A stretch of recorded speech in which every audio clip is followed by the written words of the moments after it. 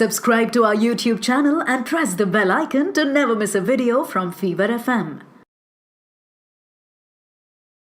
मैं हूं आपके साथ अनुराग पांडे और इस समय मेरे साथ में डीकपल्ड की बहुत सारी बातें चल रही हैं। लगातार मैं 5 दिन से हर दिन 2 या 3 बार बात कर रहा हूं, कुछ अंश सुना रहा हूं मैं आपको। इस सीरीज के बहुत ही कमाल है और मैंने इसका एक एपिसोड देख लिया, दूसरा 5 मिनट देखा, लेकिन पूरा देखूंगा भी कुछ समय के बाद। लेकिन आप लोगों ने, जिन्होंने देखा है, जिन्होंने नहीं देखा है, आपको बता दूं कि भाई भगवान ने करे कभी ऐसी परिस्थिति आ जाए, अगर आ जाए तो क्या करें। ये 2 महानुभाव इस समय मेरे साथ में मौजूद हैं, इनसे हम ज्ञान लेते हैं। आर माधवन साहब, नमस्कार, कैसे हैं आप? बहुत बहुत बढ़िया पंडित जी, आप कैसे हो? मैं बहुत अच्छा हूँ यार। हैं सुरवीन?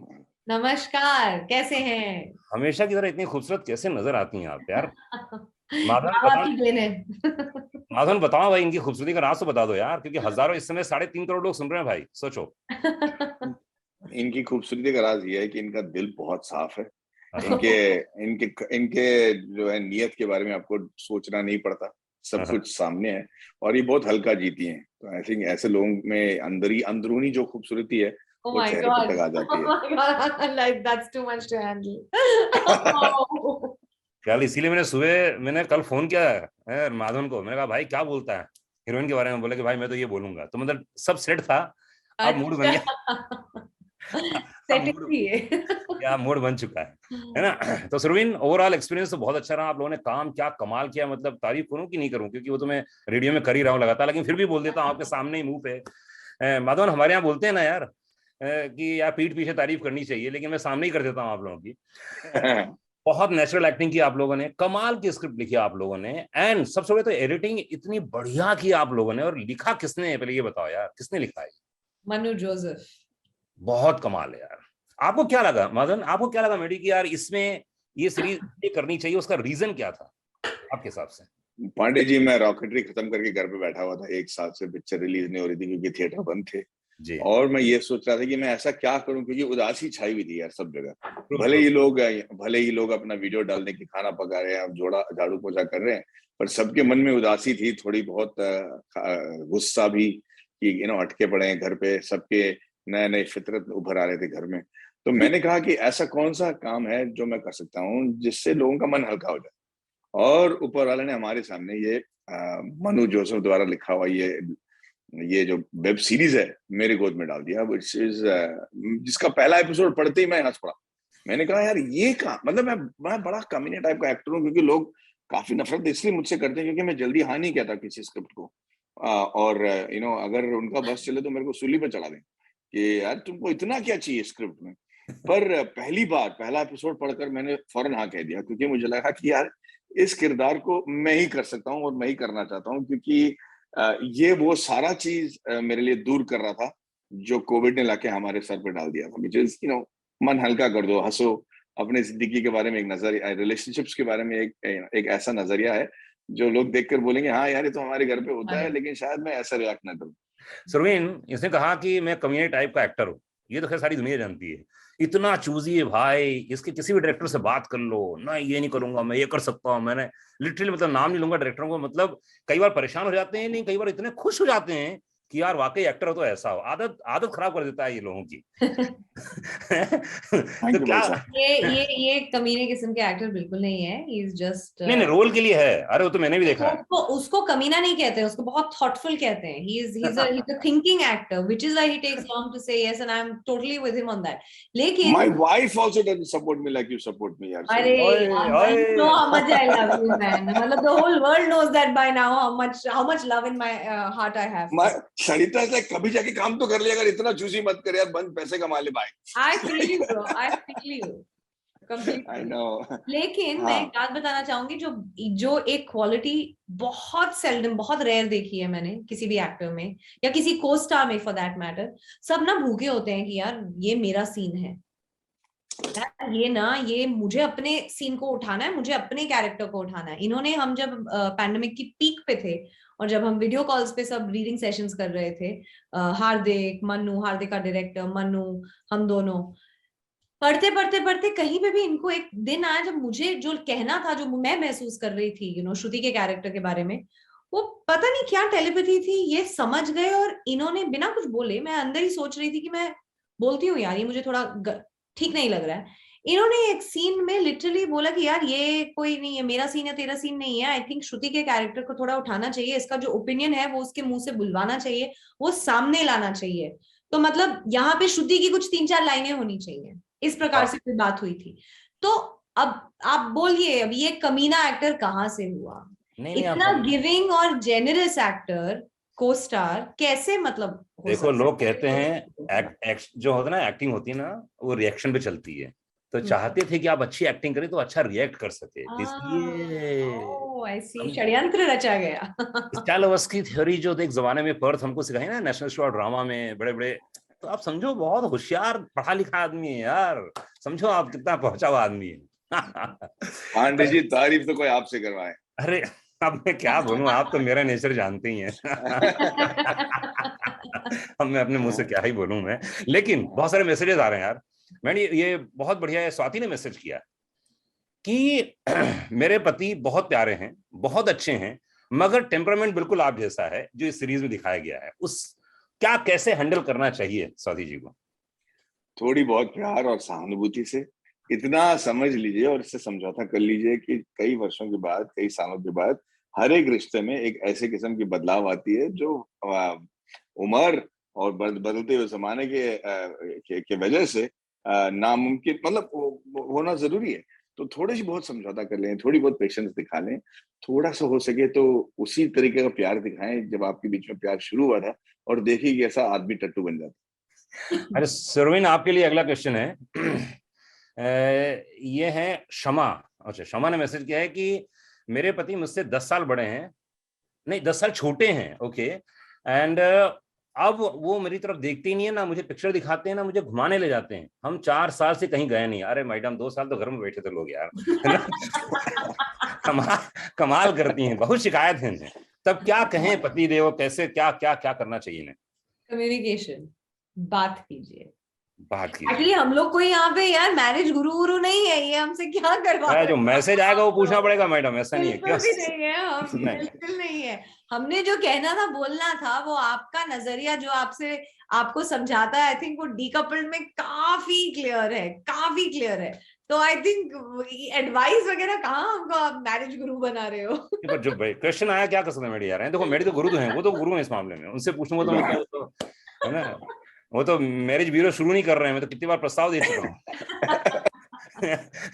एक काम करो, आप लोग ब्रांड शुरू करो डीकपल्ड का, और सिर्फ लोगों को बुलाओ, काउंसलिंग किया करो, है। तो डीकपल्ड की अगर मोटा मोटी, जिन लोगों ने अभी तक सीरीज देखी नहीं है, उनको मोटा मोटी मेडी क्या बोलना चाहेंगे, क्या है कहानी ओवरऑल? मैं अपने किरदार के बारे में बात करता हूँ और सुरीन अपने किरदार के बारे में। मेरा किरदार ऐसा है जो कि एक पल्प फिक्शन राइटर है, जो किताबें लिखता है, लेखक है, और उसकी एक बीमारी है कि उसके मन में जो आ जाता है, जब आ जाता है और जैसे आ जाता है, वो मुंह में बोल देता है, और कई बार सही वक्त पे और सही समय पर न बोलने की वजह से बहुत तकलीफ में पड़ जाता है और लोगों को तकलीफ में डाल भी देता है। पर सच तो यह है कि उसकी नीयत बहुत साफ है, और जब आप उसकी बातों को सुनोगे, जितना भी वाहियात लगे, जितना भी बदमाश लगे, आप कहीं ना कहीं उससे एग्री करोगे कि नहीं, कह तो सही रहा है, पर कहने की क्या जरूरत थी, क्या जरूरत। और इसकी वजह से इसके फैमिली में इसके पार्टनर अपनी जिस बीवी से ये बेहद प्यार करता है, उनके साथ बहुत तनाव है, और उन्होंने तय कर लिया कि अब हम इस शादी को ये कर देंगे, रद्द कर देंगे, और बेटी की वजह से बस साथ में है। तो ये 8 एपिसोड्स में ये बेटी को कहते वक्त कि भाई हम बिछड़ने वाले हैं, हम डिवोर्स करने वाले हैं, उस वक्त इनके साथ क्या होता है और आखिर में ये बिछड़ते हैं या नहीं, इसके बारे में ये 8 एपिसोड है। सुरवीन, तुम्हारा कैरेक्टर क्या है? मेरा कैरेक्टर एक्चुअली, मैं एक प्रोफेशनल हूँ, मैं एक वेंचर कैपिटलिस्ट हूँ, और काफी एम्बिशियस हूँ, सपने हैं, ड्रिवन हूँ। सॉरी, मैं ये सब हिंदी में मुझे पता नहीं है इन शब्दों को क्या कहते हैं, तो मैं थोड़ी नहीं, आंग्ल भाषा का ज्ञान हमें बिल्कुल प्रबुद्ध रूप से है, हमारी स्मृति पटल पर चिन्हित है। आप बस आंग्ल भाषा का प्रयोग करते जाइए। संभव प्रयत्न करेंगे मेडी बाबा और अनुराग पांडे कि आप जो बोल रहे हैं बहुत ही पर्टिकुलर है, अपनी मदरहुड को लेकर, अपने बच्चे को लेकर बहुत ध्यान रखती है, हैंड्स ऑन है बहुत। लेकिन जो उसका ये आर्या के साथ डायनामिक है, जो अभी आर्या ने खुद के बारे में कहा, उनके कैरेक्टर के बारे में मैरी ने कहा, उन सब वजहों की वजह से अब ये तंग हो चुकी है, मतलब ये अब इस गिव अप कर चुकी है आर्या पर, क्योंकि हर जगह इतनी एम्बैरेसमेंट क्रिएट करना, पब्लिकली एम्बैरेसमेंट क्रिएट करना, क्योंकि अपना मुंह नहीं बंद रख सकता, तो जब वो मुंह खोलता है गलत वक्त पर खोलता है या गलत चीज कह के खोलता है, तो श्रुति के लिए ये चीज बहुत ही एम्बैरेसिंग हो जाती है। दोनों का, जब ये दोनों जुड़े थे साथ में as a couple, when they fell in love and साथ में दे गॉट मैरिड, तब ये दोनों कुछ अलग थे। आर्या के लिए श्रुति अलग थी, श्रुति के लिए आर्या अलग किस्म का इंसान था। लेकिन अभी इतने साल हो गए हैं, 8-9 साल हो गए हैं, उसके बाद ये जो बदलाव ये दोनों एक दूसरे में देखते हैं, अभी पहले क्या आता है, मुर्गा या मुर्गी का अंडा, वो बात नहीं हो रही है, क्योंकि वो किसी भी शादी में आई थिंक आपको समझ में नहीं आ सकता है, राइट? वो एक बैटल है जो कभी आपको शायद लड़ना ही नहीं चाहिए। लेकिन उसके बावजूद भी क्या ये अब ओके है कि हम लोग अपने अपने रास्ते जाते हैं? कितनी देर तक ये अपने आप अपनी इंडिविजुअलिटी या अपनी खुद की डिजायर्स को सैक्रिफाइस कर अपनी बेटी के साथ की वजह से साथ रहेंगे या नहीं रहेंगे? that's the premise of the show. Maddy, शादी में, रिलेशनशिप में, देखिए आप भी पारिवारिक हैं, मुझे बताइए 3 चीजें ऐसी जो हमेशा करनी चाहिए शादी को मेंटेन रखने के लिए। हाँ भाई, इतना बताना जरूरी होता है अपने पार्टनर को कि आप उनको कितना अप्रिशिएट करते हो। अरे यार कितना भाई, मतलब मैं रेडियो में बैठता हूँ दोस्त, मैं डेली 4 घंटे का शो पिछले 30 सालों से कर रहा हूँ। कितने? 30 साल हो गए, और डेली 50 लड़के और लड़कियों से बात करता हूँ, महिलाओं से बात करता हूँ। भाई संतुष्ट होती ही नहीं है महिलाएं। वो उनकी एक ही शिकायत है कि आई लव यू नहीं बोलते हैं, मुझे गिफ्ट नहीं। अरे कितना भाई, 1 साल 2 साल 10 साल 20 साल के बच्चे हो गए हैं, अभी भी मतलब भाई। देखिए भाई साहब, ये सिर्फ गिफ्ट लाने से या आई लव यू बोलने से काम चलेगा नहीं। मैं अपनी बीवी के साथ बताता हूँ कि जब मैं देखता हूँ कि ये एक्चुअली, एक तो पहले आपको एहसास होना चाहिए कि वो कितनी हार्ड वर्क कर रही है। अगर वो आपको एहसास नहीं है तो आपके शब्दों में वो फीलिंग होगा ही नहीं। पहले समझ लें कि वो जो चीज वो कर रही है, जो चीज आपके पार्टनर कर रहे हैं, उसका कितना डिफिकल्ट है और कितना उसके लिए उनका एफर्ट लगता है। और उसके बावजूद वो शब्द इस्तेमाल कीजिए जो हमेशा लव में इस्तेमाल नहीं होता। मैं अपनी बीवी को देख के कहता हूँ कि जिस तरीके की तू माँ और मतलब डॉटर इन लॉ है, वो शायद ही कोई कर पाएगा यार। मतलब मैं I am in love with you and I keep saying even now.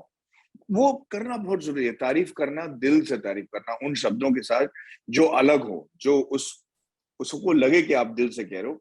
वो बहुत फर्क पड़ता है रिलेशनशिप में। दूसरी बात यह है कि देखिए, हर कोई जवान हमेशा नहीं रहने वाला, ठीक है। अगर आप उनके बदन के बारे में कुछ बोलोगे कि भैया तू मोटा है, तू पतला हो गया, तू वजन कम कर ली, तू बड़ा कर ली, इससे ना आपके बीच में है दरार बढ़ेगी, प्यार नहीं बढ़ेगा। हेल्दी रहने के लिए जो चीज करना होता है वो बात अलग है, पर दिखावा के लिए जो बात होती है उसके बारे में ना बात करें तो बेटर है। और तीसरी बात यह है कि खाने की तारीफ कर दो, बस काफी है यार।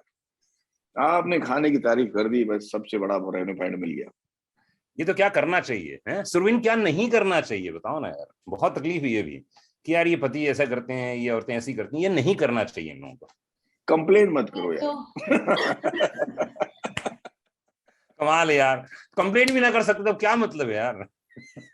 जियोगे कब? आई थिंक सबसे पहले ये दोनों के लिए है। सबसे पहले तो मुझे ऐसा लगता है, ये कहना आसान है, करना बहुत मुश्किल है, कि अपनी एक्सपेक्टेशंस को, अपनी उम्मीदों को पहले आप थोड़ा ग्राउंड फ्लोर पे ले आइए। तीसरे माले पे अभी घूम रही है, तीसरे चौथे माले में, उसको ग्राउंड फ्लोर पे ले आइए। दूसरी बात, आई थिंक कम्युनिकेट करना कभी नहीं छोड़ना चाहिए। जो भी प्रॉब्लम है, जो भी तकलीफ है, आपस में बात करके, दिल खोल के बात करके डिस्कस कर लेना, आई फील लाइक बहुत जरूरी है। तो वो जो जिस दिन वो बातचीत खत्म हो जाएगी ना, जिस दिन बात करना या अपने आप को एक्सप्रेस करना खत्म हो जाएगा ना अपने पार्टनर के साथ, मतलब वो डूम्सडे सिनेरियो की शुरुआत है। वो तब तक के लिए कम्युनिकेशन, इसीलिए, या डायलॉग करना दो लोगों के बीच में किसी भी रिलेशनशिप के लिए बहुत ही अहम होता है। तो I think that's very important. तीसरी चीज, मतलब अब तो पूछना छोड़ दो, तुमको कितना वक्त लगेगा तैयार होने में, अब तो बहुत साल हो गए। Very good. सुरवीन में एक सीन है कि आप जिम में ट्रेडमिल में हैं एंड प्रोमो में हैं, तो वाकई ऐसा पॉसिबल है कभी जिंदगी में आपका स्पाउस अगर ऐसा बोले क्या, तो आप एग्री करेंगी कि क्या रूल्स के बारे में? हाँ, रूल्स के बारे में। जी जी जी। मैं पर्सनली तो वहां बिलोंग नहीं करती हूँ, to be very honest with you. तो मेरे लिए, मुझे लगता है मेरे लिए ये लागू नहीं होती है चीज पे। अब ये कहना, एक्चुअली आई कैन से कि मैं आई डोंट थिंक ऐसे स्पाउस के साथ भी होगी कभी। अरे क्या उसमें, यू डोंट नो सामने वाले का नेचर कब बदल जाए, कब मूड क्या हो जाए। नहीं, इतना मालूम है। इतना ओए होए मेरी सर, देखो सर आपकी हीरोइन को सब मालूम है भाई। अगर आपके साथ जीवन में ऐसा आ जाए क्या करेंगे?